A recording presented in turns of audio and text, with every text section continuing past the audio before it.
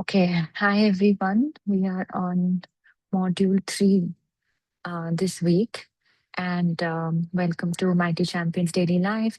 We've now finished 2 weeks of really understanding and developing more awareness, more insight into our behaviors, and how we can optimize our health and relationships with others. So, week one was all about know yourself, grow yourself. Week two was when we really tried to understand how we react and what we can do about it. So, it was called the boss of be the boss of your reactions. And module two is very interesting. It's we'll be talking about it all of this week, and it's called understand others, build stronger connections. So how we interact with people in around us in our environment, how we can make relationships better, how we can understand ourselves better in context to other people. So day one is about why do I feel other people so deeply? This will cover how our brains are designed to mirror how other people are feeling and something called emotional contagion. So, once again, welcome everyone. And before we start our session today, I'd like you to just take a couple of minutes to really come into the moment. So, sitting straight, you can close your eyes or keep them open, whatever feels right for you today. The intention is simply to really arrive with all your presence. And to do that, we'll connect with the breath. So, finding your breath, establishing contact with the breath,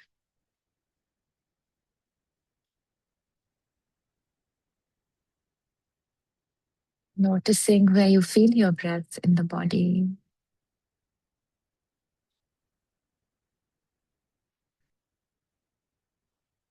And then taking awareness to the sounds around you, moving swiftly from one sound to the next without attaching yourself to any sound, if that's accessible to you, or you can even stay with the sound of my voice.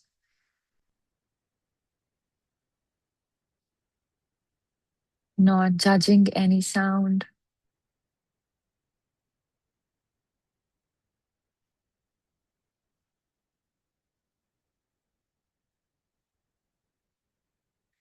And then checking with yourself if you've ever spent time with someone who was emotionally overwhelmed and afterwards you felt emotionally drained yourself.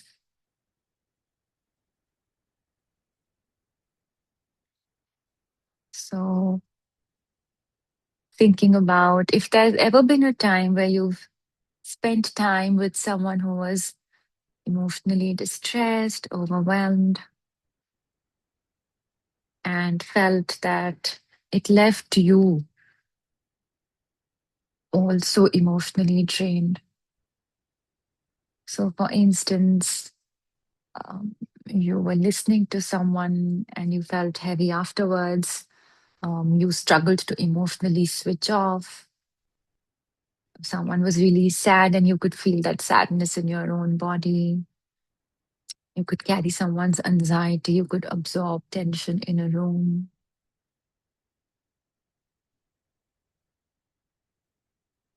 So just connecting with that experience. And, for those of us who can care a lot or who can be really attuned to other people's emotions, experiences, we can sometimes feel like something is wrong with us because we can feel everything so strongly. But what if your nervous system is simply highly attuned to others? So, through this week, we'll try to understand more about empathy, about emotional boundaries, and also about connection.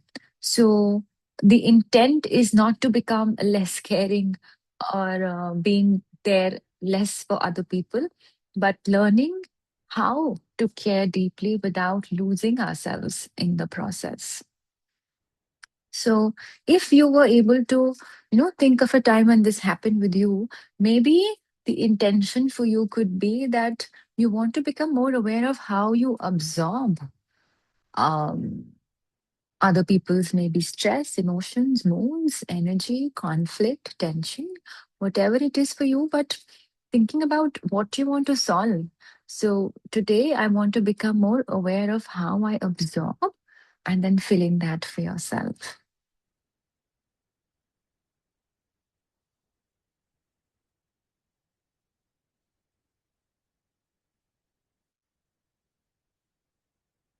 And if you uh, could connect with that feeling that we started with at the beginning of the session, where you had to connect with that experience, or live that experience in your mind, you would have felt that it makes you feel a certain way also in the body.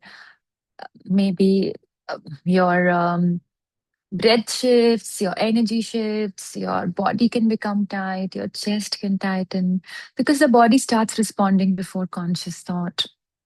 Now, the neuroscience behind why we tend to feel that way, or why we can stay into that longer after the actual experience or actual conversation, is because we are neurologically wired for emotional connection as human beings. And scientists have discovered special brain cells which are called mirror neurons. So, the function of these mirror neurons is that they partially mirror what another person is feeling, which means that your nervous system can begin to match another person's emotional state automatically without you having to activate that intentionally. So, if you are in a conversation with someone, if you are listening, if you are attuned to someone, you, without doing it intentionally, you will realize that you can begin to mirror, which means that feel what the other person is feeling automatically. And it's called, you're matching the emotional state of that person. So, um, why this happens is that because we are deeply social creatures. Our brain is constantly trying to read people's facial expressions, tone of voice, emotional energy, nervous system cues, and as we are saying, most of this is happening automatically. It's not like there's a switch that you need to turn on. So mirror neurons are doing what? They are helping us emotionally understand one another. And as we also know that for our survival, for we feel like we are not existing in isolation. We are interdependent. So, for this interdependence, the brain has evolved to be able to attune itself to another person. So, when someone near you is distressed, parts of your own emotional brain activate as well. And this is why emotions spread so easily between people. So, if you need a minute just to think about that, like, it's not that um, there is any effort that's going in. Your brain is wired to pick up that emotion and spread it in your own body, in your own system. Now, some nervous systems can be specially sensitive to emotional environments. So, some of us can be more easily activated. Now, this could result in difficulty emotionally detaching. So, being still, absorbed in whatever was happening, even after that thing is over, that conversation is over. You could feel really tired, emotionally exhausted after certain conversations. You could absorb the conflict that was going on. You could feel moods in rooms. You can notice tension immediately.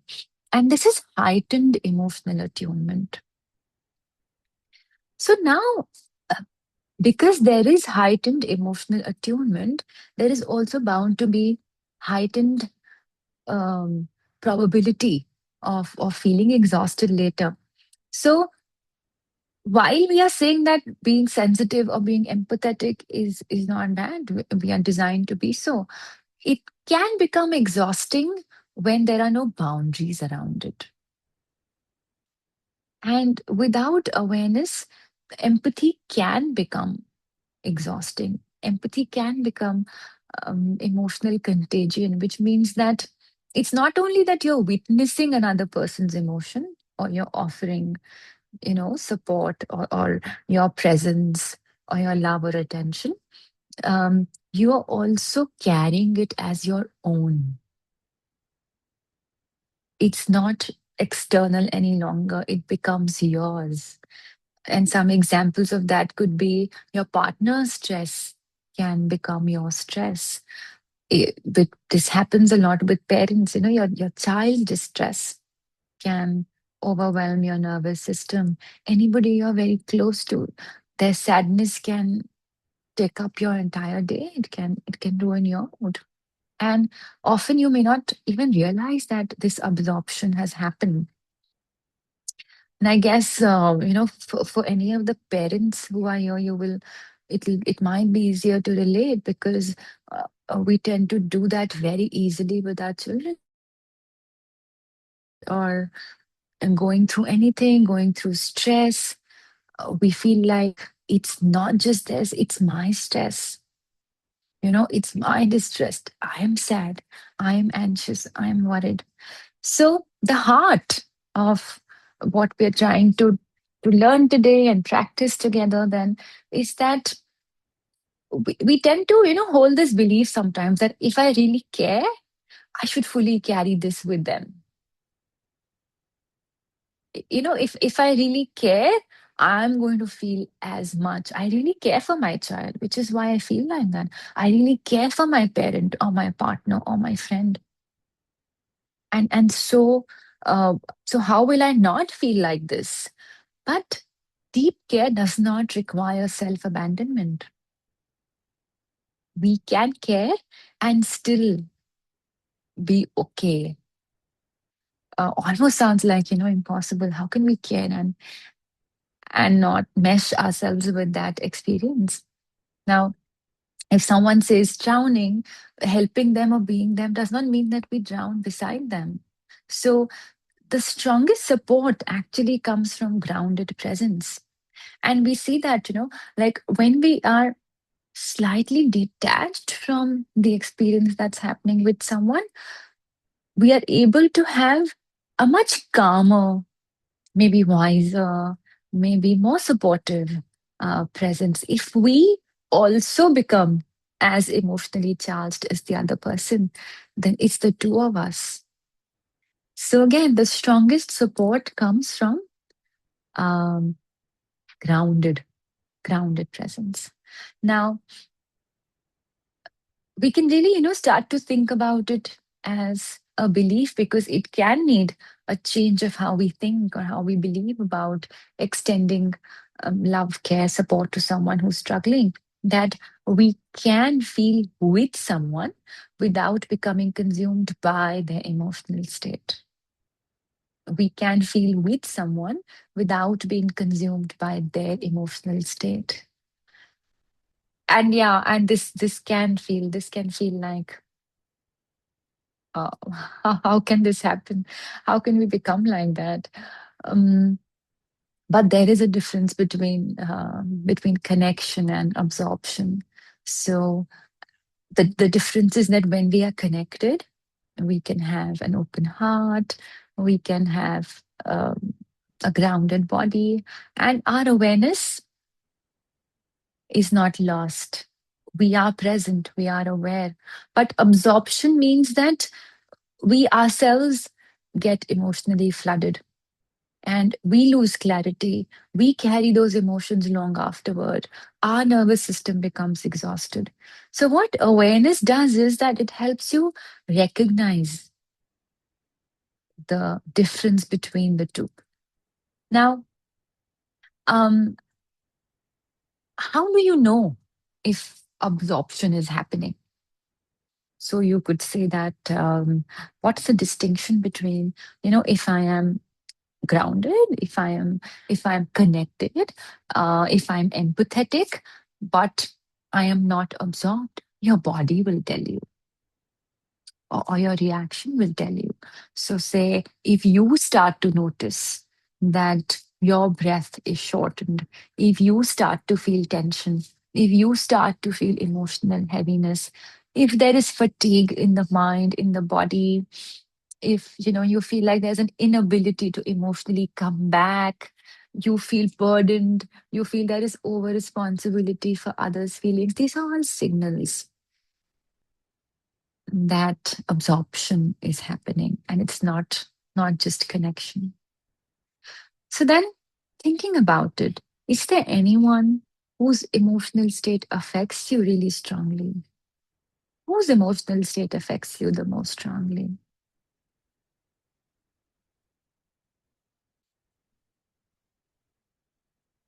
And how long does it usually take for you to return to yourself afterward?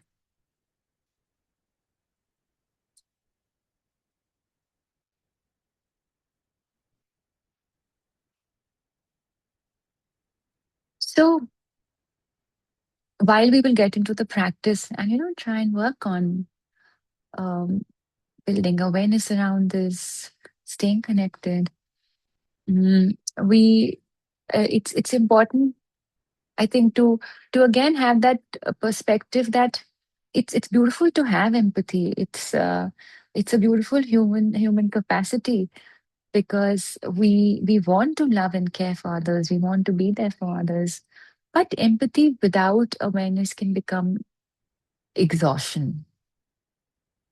So while you are allowed to care deeply, you can still remain connected to yourself. Yeah, and we have a comment. Why in some people it is so natural and others don't? Any explanation other than mirror neurons? Yeah, as we said, some of us can be more sensitive to other people's moods, behaviors. And you're saying other than mirror neurons. To that, I would say that it can also maybe depend on the level of attachment that we feel. And taking that into more of a, say, if you look at it from a philosophical perspective, or say all religions talk about attachment, detachment, the more we relate to others, um, in a way which is very meshed, very attached, we are bound to feel more deeply for them. So their problem can become your problem. It can even happen with causes. So you really believe, you're very loyal towards something. It affects your identity, and if that is not taken care of, or something happens there, you can tend to feel mm, more strongly about it. So, so people we are really attached to, say, and it can happen in, say, sometimes codependent relationships. It can happen with people, say, our children. It can happen with partners, especially, or with anything that gives us a sense of identity, and we feel like it is me. It's an extension of me. So in those cases, there are times when we can tend to feel more deeply than other times. So yeah, now it's time for a short practice. So we will come into our practice today by sitting straight, not stiff, but just making sure that the spine is tall, hands resting wherever they feel most comfortable, eyes open or closed, depending on how you're feeling today. If it feels uncomfortable to close your eyes, just lowering your gaze.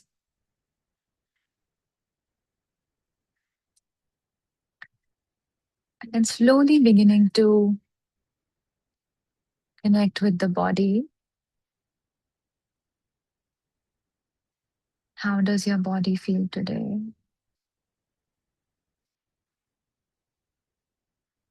Not judging the body, simply being present with it. Any tightness anywhere, any stiffness? Can I send my breath there?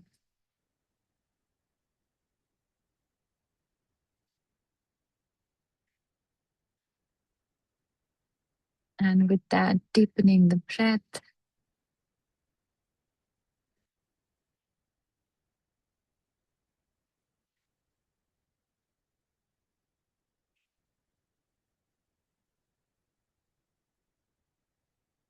And our practice today is a practice called loving kindness, where we learn to send, extend our love, compassion, kindness to others.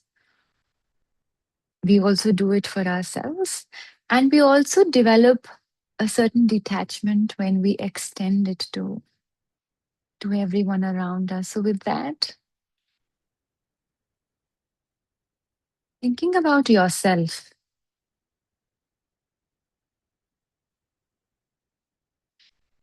maybe seeing yourself as a young child and then growing up, a teenager, growing up into an adult,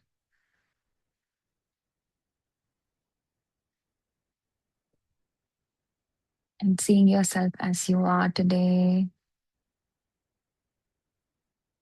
and then wishing for yourself, may I be happy, may I be healthy, strong, and well, may I be peaceful and at ease, may I be safe and protected from harm, may I accept myself exactly as I am.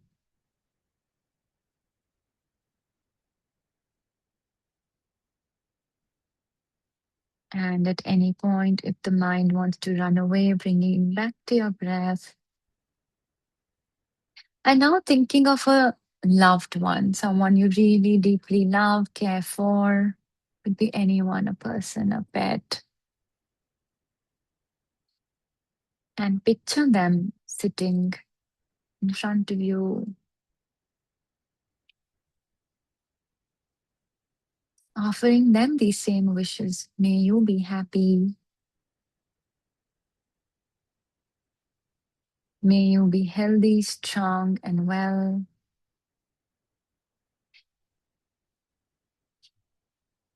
May you be peaceful and at ease. May you be safe and protected from harm.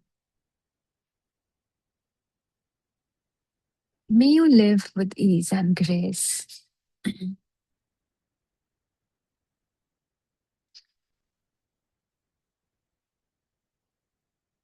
And now bringing to mind someone you feel neutral about. Maybe it's an acquaintance you see occasionally, a neighbor, a barista at your cafe. Picture them clearly in your mind and recognize that just like you, this person also experiences joy, sorrow, fear, and a fundamental desire to be happy.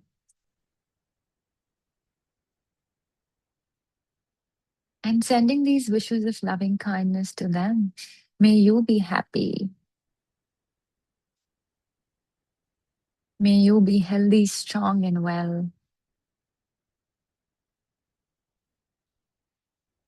May you be peaceful and at ease.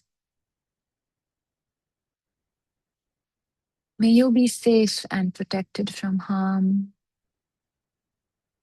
May you live with ease and grace. Now think of someone with whom you have a difficult relationship or who has caused some level of friction. Someone you find difficult to love. And while it might be challenging, see if you can, for these few moments, hold them in your heart, recognizing that they perhaps are like this because of their own suffering, pain, or confusion, and offering these wishes to them. May you be happy. May you be healthy, strong, and well. May you be peaceful and at ease. May you be safe and protected from harm. May you live with ease and grace.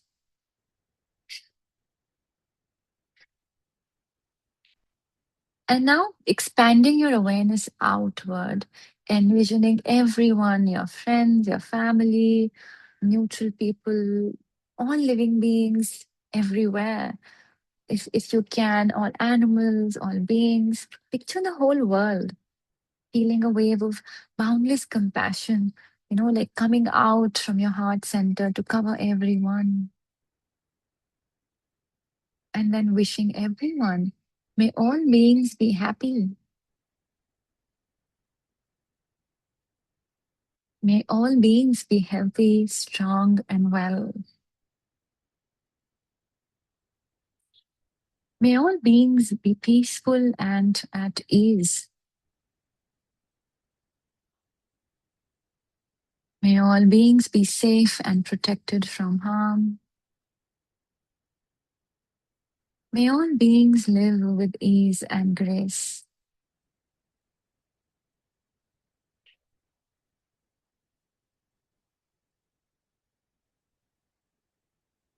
And with that, maybe extending some gratitude for your body, mind, and breath. Bringing slight movement to toes and fingers. If it feels good, giving yourself a light stretch. And when you feel ready, you can open your eyes. And this it's one of my favorite practices, the loving kindness meditation, because it teaches us that we can extend our love, affection, empathy to everyone without being attached or without being so caught up, with either ourselves or the two people around us. So when we extend this prayer for someone difficult, for the whole world, for all the animals, for all the beings, it opens our heart without keeping it small. So when we can open our heart to everyone, then we can no longer be caught up in those small everyday things. So yeah, thanks for being here. Tomorrow is again a continuation of module 3, in which we will be learning about others and understanding others, building strong connections. So, the theme for tomorrow will be the different kinds of empathy and how we can feel with people rather than getting lost in what's happening around with them. So if any questions or there's anything you'd like to share, any experience, then please feel free to do so. Else we'll just close the session. One more time, thank you for being here. Thank you for practicing with me. And thank you, Teddy. And we will be back. I'll be back tomorrow again, same time. So see you then. Thank you.